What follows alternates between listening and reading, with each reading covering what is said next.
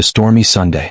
The rain hammered the zinc roofs of Uduma village as villagers hurried into the massive hall of Fire Fountain Global Ministries, a church that had risen from nowhere yet suddenly commanded massive crowds. People whispered, necks stretching to see the famous prophet known as Papa Shadrach, popularly called Papa See-Through, because they said he could look straight into a person's soul. Some claimed he spoke directly with God. Others swore he knew secrets no one had ever told another living soul. Yet today, something felt off. A loud scream ripped across the hall. A church assistant ran forward, shaking. Papa has healed another crippled man. The crowd erupted in wild cheering. But from the back, Emeka, a quiet young man of 19, frowned. He recognized that crippled man. He had seen him walking normally in the village market days before. A knot formed in Emeka's stomach. Something is not right here, he murmured. But who would believe him? Papa See-Through was powerful, feared, and adored. His followers would fight to defend him. A dark beginning. Years before, Shadrach had been a simple boy from a God-fearing family. He led youth services, organized small crusades, and many believed he was destined to be a great servant of God. But along the way, ambition consumed him. After years of struggling to grow his ministry, he attended a grand conference for pastors in Lagos, where he met influential preachers rumored to possess special powers. The conference leader, Pastor Benka, took him aside. "You try to be godly," Benka whispered, "but you'll never make impact until you're ready to sacrifice." At first, Shadrach hesitated. But the desire for power twisted inside him. That night, he participated in a forbidden ritual, offering up the ability to ever father children in exchange for influence and spiritual visibility. When it was done, a dark aura clung to him. Something inside had changed forever. The rise of Papa See-Through. After that night, Shadrach's ministry exploded. Crowds poured in from across Nigeria. Miracles increased. Wealth multiplied. But behind this rising empire lay a secret. Papa Shadrach was no longer fully human. Through the ritual, he had entered a covenant with an underwater kingdom, one that fed him visions, manipulative power, and charisma.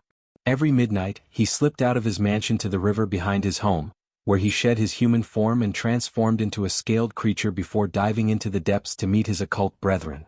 They taught him strategies, how to manipulate, deceive, and spiritually monitor his members.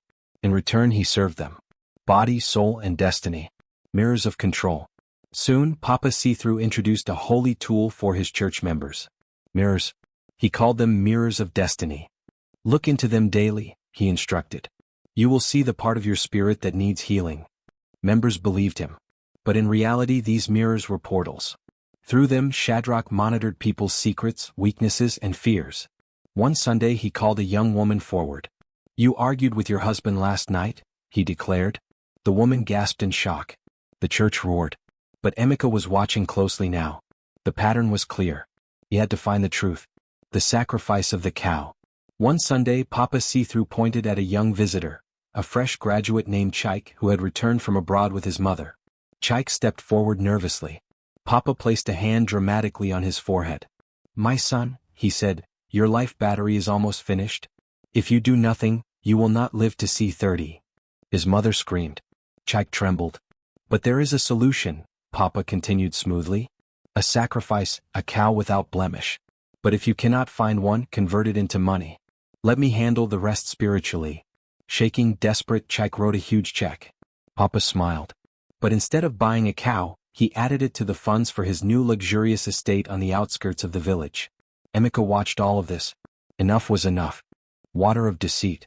Papa See-Through also sold holy water that could heal anything. But Emeka overheard two church assistants laughing one afternoon. "Imagine paying thousands for water we only put salt and sugar inside." Emeka's heart tightened. People were suffering, starving, selling properties, losing families, all for lies. He had to expose Papa See-Through. Midnight transformation. One fateful night, Emeka hid in the bushes near the river behind Papa's mansion. At midnight, Papa emerged. He walked toward the river and began chanting in a language that chilled Emeka's bones. Suddenly, Papa's skin began to shimmer. Scales appeared. His legs fused together into a long serpent tail. With glowing eyes, he slid into the water and disappeared beneath the surface. Emeka's breath stopped. Papa was not merely a false prophet. He was something else. Something evil. Dangerous waters. The next Sunday, Papa See-Through stared directly at Emeka during service. His smile was thin, wicked. Come forward, he said smoothly. Emeka hesitated. The Lord shows me you carry a heavy burden, Papa said, placing a cold hand on his forehead. Then he whispered with a chilling voice. You are digging into things that do not concern you. Be careful. Some secrets destroy those who uncover them. Emeka trembled. But he refused to stop. When truth explodes. 4 weeks, Emeka gathered evidence. Recordings, photos, testimonies from assistants, and even videos of the midnight transformation. Then he sent everything to the media. Nigeria shook. News stations aired the footage. People wept. Families cried out in regret. Papa See-Through tried to deny everything. But it was too late. His empire collapsed. The final warning. On the day the church was shut down, Emeka stood before the congregation. My brothers and sisters, he said, let this be a warning. Not everyone who calls themselves a pastor is truly sent by God. Not every church is a house of light. Be vigilant. Be discerning. Test every spirit. For not all who stand at the altar are servants of God. Some are servants of darkness. The congregation bowed their heads. A heavy silence filled the hall. No one would ever look at Anyhow Church the same way again. Thank you for watching. Please, if you enjoy this story, please consider liking, commenting your thoughts, subscribing to my channel. Thank you so much and see you on my next story.